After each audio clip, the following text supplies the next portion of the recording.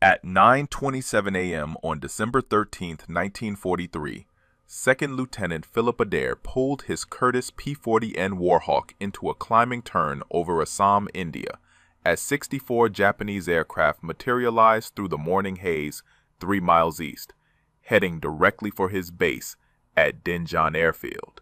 The 23-year-old Adair had flown 43 combat missions with the 89th Fighter Squadron protecting the Hump airlift, but this morning, he was the only pilot airborne when the formation appeared. In the previous 8 weeks, Japanese raids on Allied airfields throughout northeast India had destroyed 47 transport aircraft on the ground and killed 112 personnel. His P-40, nicknamed Lulubelle and marked with the number 44, carried 6 50 caliber Browning machine guns and enough ammunition for approximately 12 seconds of sustained fire. The enemy formation consisted of 24 Mitsubishi Ki-21 Sally bombers, escorted by approximately 40 Nakajima Ki-43 Oscar fighters, arranged in layers above and below the bomber stream. Intelligence reports indicated that similar-sized raids in Burma had achieved 90% hit rates on undefended airfields.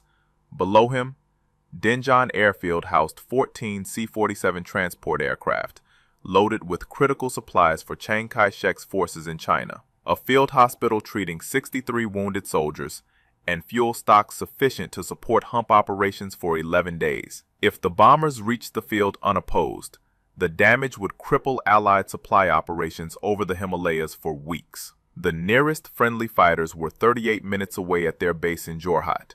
Adair checked his fuel gauge. Full internal tanks, 180 gallons.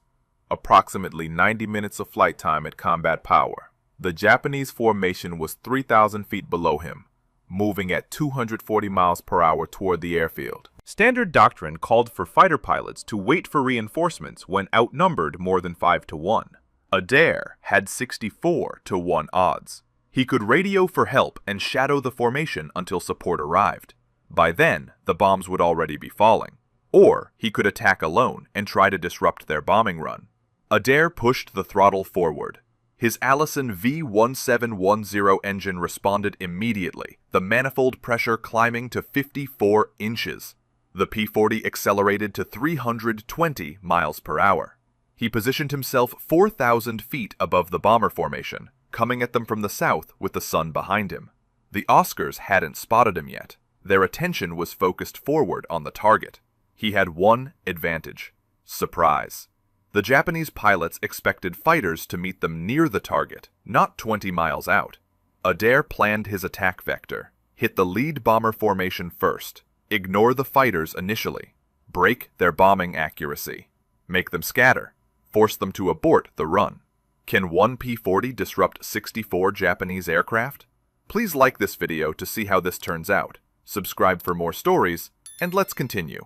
Back to Adair. The lead Sally bomber group flew in tight formation, 6 aircraft arranged in 2 Vs of 3. Adair rolled inverted, pulled the nose down, and dove at the bombers from their 7 o'clock high position. His airspeed built rapidly: 340 miles per hour, 360, 380. The P-40's Allison engine screamed at full power. Range closed fast.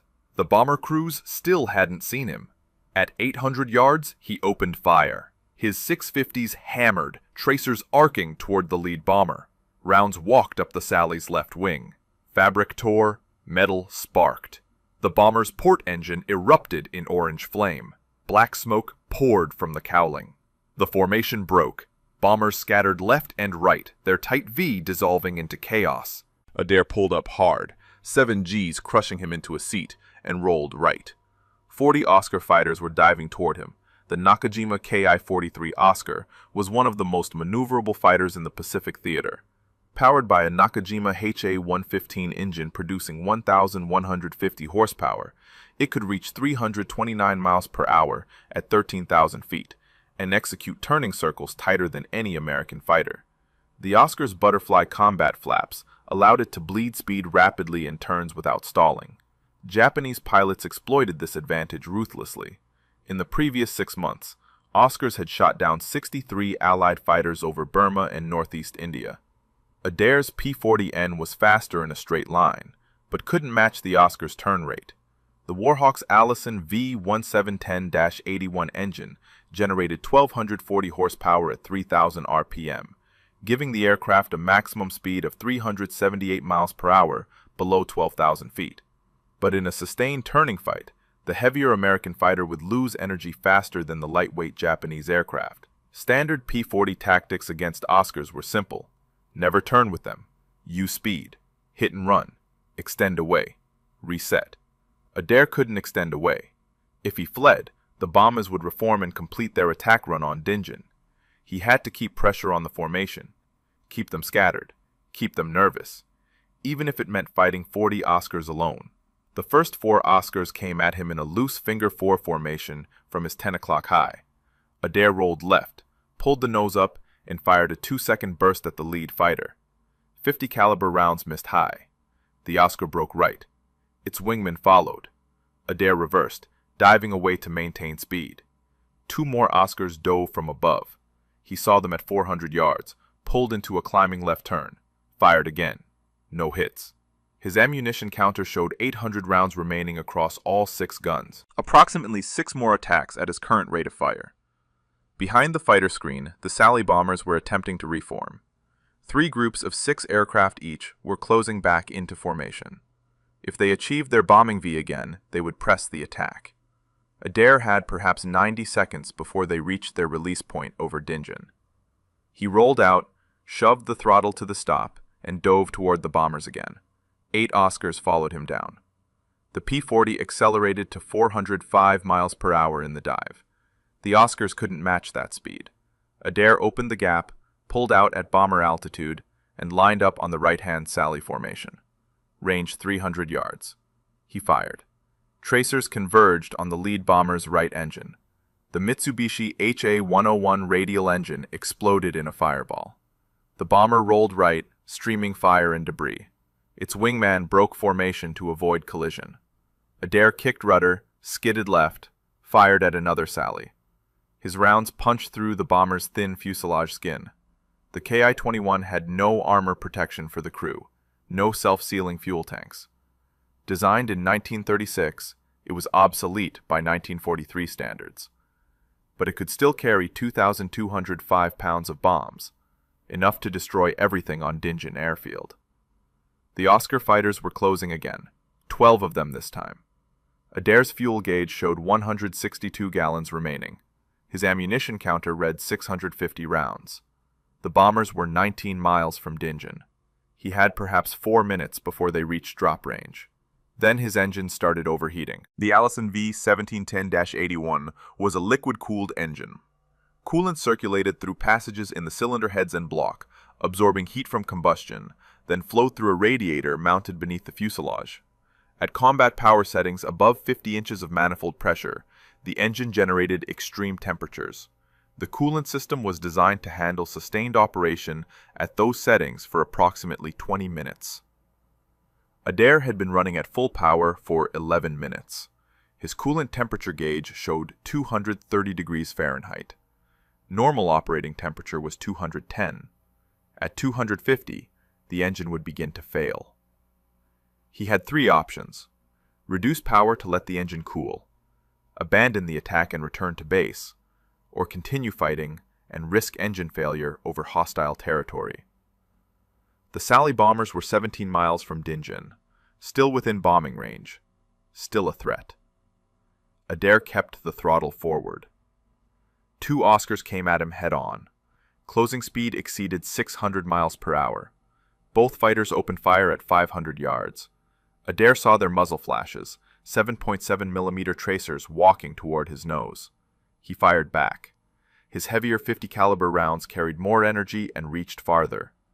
At 350 yards, his rounds hit the left Oscar's engine cowling.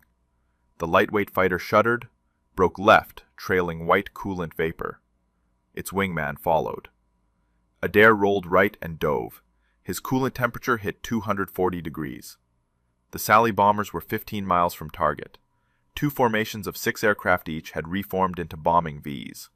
The third formation was scattered, 3 bombers struggling to rejoin.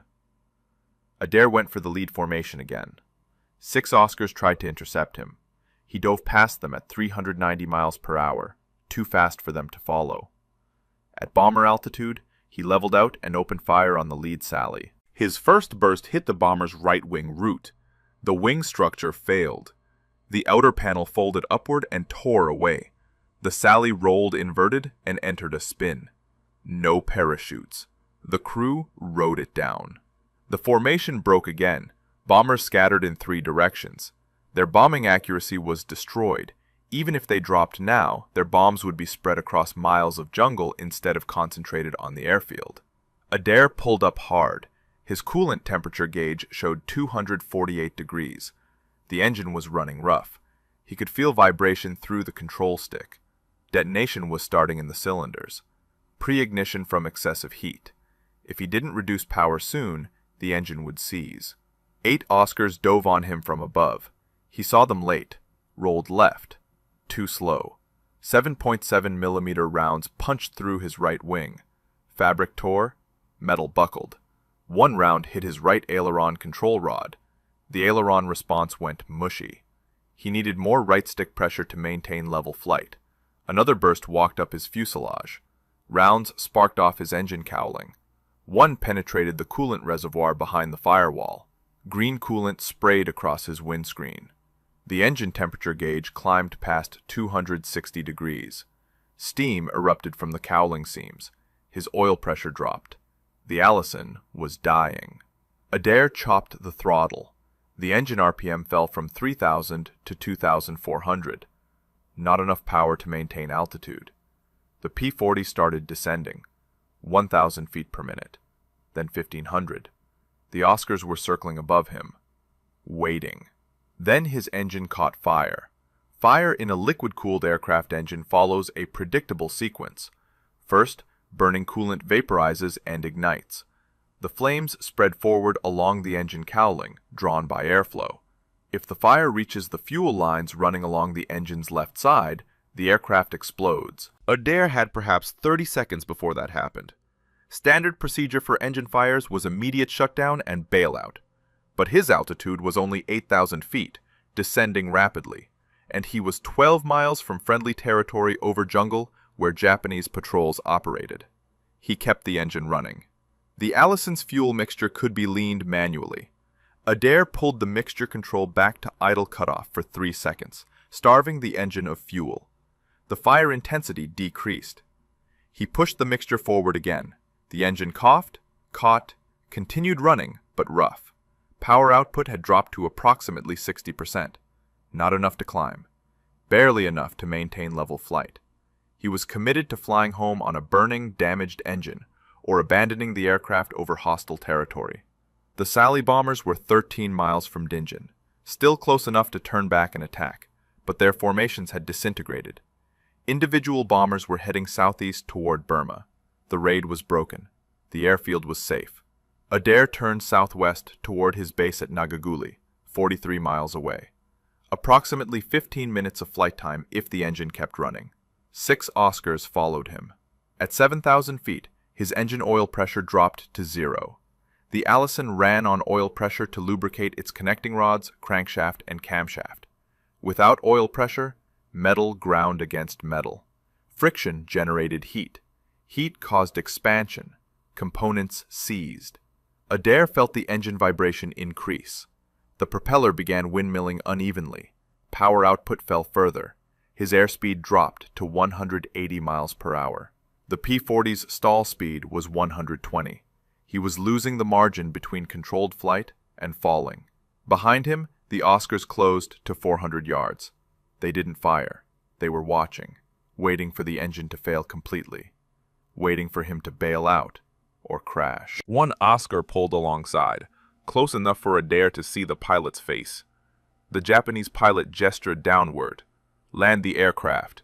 Surrender. Become a prisoner. Adair ignored him. At 6,000 feet, smoke began filling his cockpit. Not from the engine fire, from electrical wiring behind the instrument panel. The rounds that had hit his fuselage had severed control cables and damaged the electrical system. Smoke burned his eyes and throat. He slid the canopy open. Wind blast cleared some of the smoke, but the slipstream made breathing difficult. His airspeed fell to 160 miles per hour. The Oscars backed off. They weren't going to waste ammunition. The American pilot was already dead. His aircraft was crippled. The engine was dying. He would crash in the jungle. They circled higher, watching him descend. At 4,000 feet, Adair's right aileron control cable snapped. The aileron flopped to full deflection.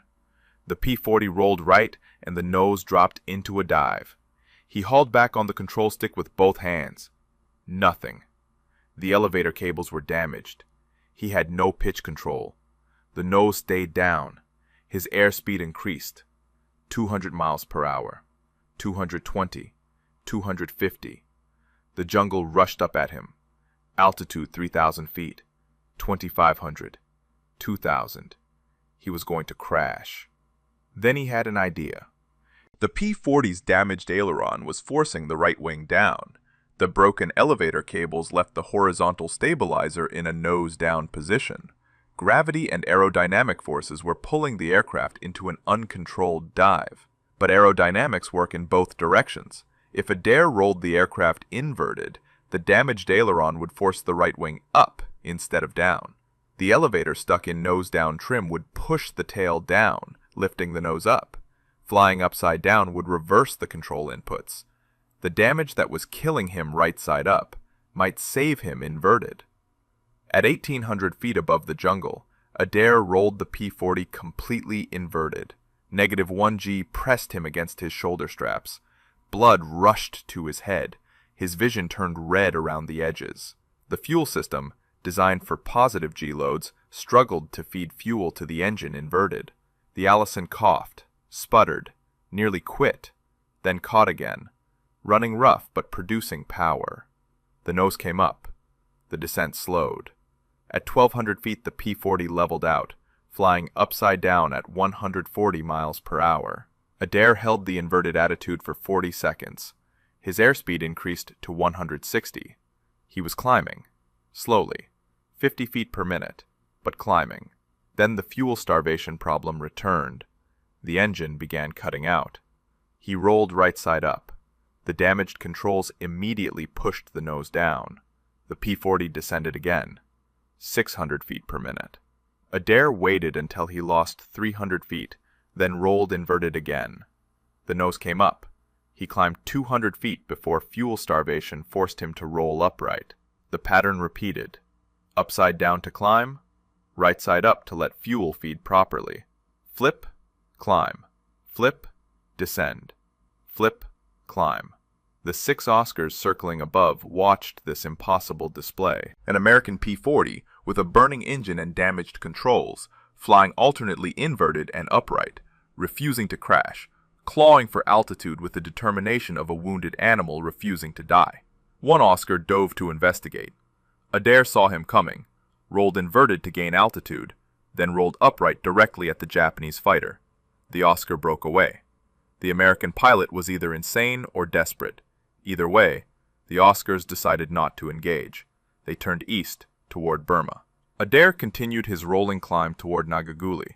His fuel gauge showed 83 gallons. His oil pressure gauge showed 0. The needle had been pegged at 0 for 9 minutes. The engine should have seized by now. Connecting rods should have welded to the crankshaft. The fact that it still ran defied mechanical logic. The Allison was running on momentum, friction, and whatever microscopic oil film remained on its internal components. His altitude reached 3,000 feet, then 4,000. The base at Nagaguli was 21 miles southwest, approximately 11 minutes away if he maintained current speed. His coolant temperature gauge no longer registered. The needle had melted off at some point. Smoke still poured from the cowling, but the flames had died down. Either the fire had consumed all available fuel, or the lack of coolant had somehow starved it. At 5,000 feet, Adair spotted Nagaguli airfield ahead, the runway, the tower, the revetments, safety. But he faced a new problem. His landing gear was hydraulic. The hydraulic system ran on engine power. His engine was producing minimal power and might quit completely any second. If he lowered the gear and the engine died, he would crash short of the runway with the gear down. If he kept the gear up and tried a belly landing, The impact might rupture his remaining fuel tanks and the aircraft would burn. He needed the gear down and locked before the engine failed. He reached for the gear lever. His right hand was shaking. Not from fear. From carbon monoxide poisoning. The cockpit smoke had been accumulating for 14 minutes. He pulled the gear lever down. Nothing happened. The P-40's hydraulic system operated at 1,000 pounds per square inch. Hydraulic fluid, pressurized by an engine-driven pump, flowed through steel lines to actuators that extended and retracted the landing gear. With the engine producing minimal power, the hydraulic pump wasn't generating sufficient pressure. The gear remained locked in the up position. The P-40 had a backup system, a manual hand pump mounted on the left side of the cockpit. 28 strokes of the pump handle would manually pressurize the hydraulic system enough to lower the gear. Adair grabbed the pump handle with his left hand, keeping his right hand on the control stick. He pumped. 1, 2, 3. Nothing. The gear stayed up. The hand pump required both hands for effective operation, but releasing the stick meant losing aircraft control. His damaged ailerons and elevator would immediately push the nose down. He reached behind his seat and pulled his lap belt loose, wrapped it around the control stick, looped it through the seat frame, pulled it tight. The makeshift rig held the stick in approximate neutral position, not perfect control, but enough to keep the aircraft flying straight. He grabbed the hand pump with both hands and pumped hard. 5 strokes. 10. 15. At stroke 23, he felt resistance, hydraulic pressure building. At stroke 28, he heard a thunk from beneath the cockpit. The left main gear extended and locked. The right main gear followed 3 seconds later. The P-40 was now draggy. Gear down increased drag significantly. His airspeed fell from 160 miles per hour to 135. Still above stall speed, but not by much. The engine was producing perhaps 40% power now, barely enough to maintain altitude with the gear extended. Nagaguli runway was 7 miles ahead. 3 minutes. His vision tunneled. Gray edges closed in from the periphery. Carbon monoxide poisoning was affecting his brain function. He shook his head, focused on the runway. 6 miles. His engine temperature gauge, the one that still worked, showed 310 degrees, far beyond redline. Metal components inside the engine were expanding from heat.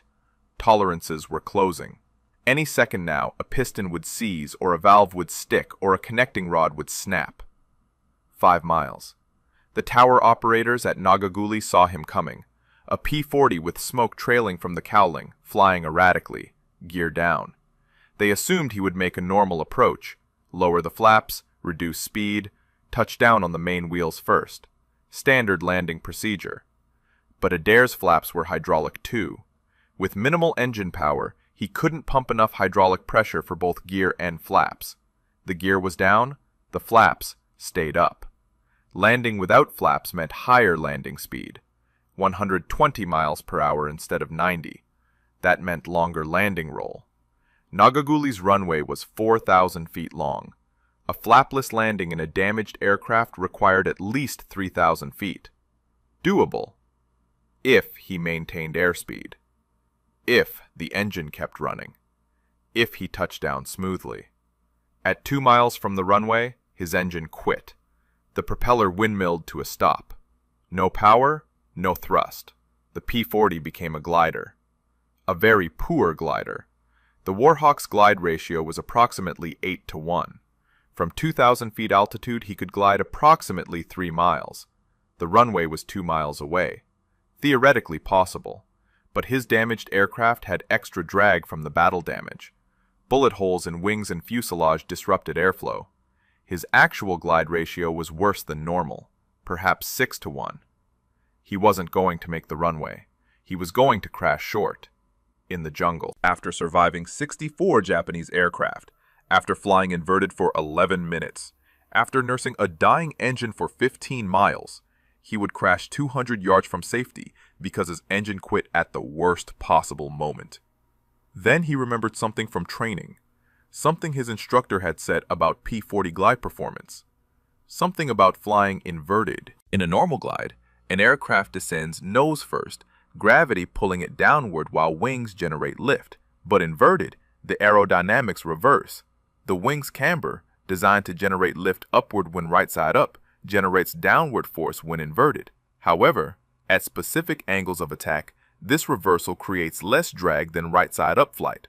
An inverted glide could theoretically extend range by reducing drag. The principle had been mentioned briefly during training. No instructor expected pilots to actually use it. Adair had nothing to lose. He rolled inverted at 1,800 feet, 1 mile from the runway. Blood rushed to his head. His vision reddened. He held the inverted attitude, watching the jungle pass beneath him, or above him. Perspective became disorienting. The airspeed held steady at 125 miles per hour. The descent rate was 500 feet per minute, better than the 700 feet per minute he'd been experiencing right side up. The tower operators at Nagaguli saw an inverted P-40 approaching with landing gear extended. Gear down while inverted was aerodynamically wrong, structurally stressful. The gear doors, designed to handle air loads from below, were now subjected to loads from above. But the gear held. The P-40 continued its inverted approach. On the ground, a crew chief named Technical Sergeant Robert Martinez watched through binoculars. He saw the inverted aircraft, saw the gear extended, saw smoke trailing from the engine. His first thought was that a Japanese pilot had stolen a P-40 and was attempting to strafe the field. Martinez ran toward the nearest 50 caliber machine gun position. 3 other ground crew followed him. They reached the gun emplacement and began traversing the weapon toward the approaching aircraft. Adair was at 400 feet altitude, half a mile from the runway threshold, still inverted. His vision was fading. Gray tunnels closed in. Carbon monoxide and negative G-forces were shutting down his brain. He had perhaps 20 seconds of consciousness remaining. He needed to roll upright, line up with the runway, and land. But if he rolled upright too soon, the damage controls would push the nose down and he'd crash short. If he rolled too late, he'd overshoot the runway. At 200 feet altitude, 300 yards from the threshold, Adair rolled right side up. The damaged aileron immediately pushed the right wing down. He countered with left stick, fighting the aircraft, forcing the wings level. The nose wanted to drop. He pulled back on the stick. The broken elevator cables gave him partial control. Not much, just enough. The P-40 descended toward the runway at a steep angle, nose high, wings wobbling. Martinez's gun crew tracked the aircraft. The P-40 was definitely damaged. Smoke poured from it. It might be friendly. It might be enemy. In 3 seconds, the aircraft would cross the runway threshold. Martinez had to decide, shoot or hold fire. He held fire. Adair crossed the threshold at 90 feet, descending rapidly. Too fast, too steep. The P-40 dropped the last 90 feet in 4 seconds. The main wheels hit the concrete runway hard. 7G impact. The gear struts compressed fully. The tail wheel slammed down. Metal shrieked. The right main gear collapsed. The right wing dropped. The wingtip hit the runway and dug in. The aircraft ground looped right, spinning 180 degrees, throwing up sparks and concrete fragments. It skidded backward for 200 feet and stopped. Smoke billowed from the engine compartment. Fire crews raced toward the aircraft. Adair sat motionless in the cockpit for 12 seconds. Then he released his shoulder straps, stood up, and climbed out onto the wing. His legs buckled. He caught himself on the wing root. Ground crew reached him and helped him down. Martinez arrived with the fire crew. They opened the cowling. The Allison engine was destroyed. Pistons seized. Crankshaft warped. Oil pan ruptured. Coolant everywhere.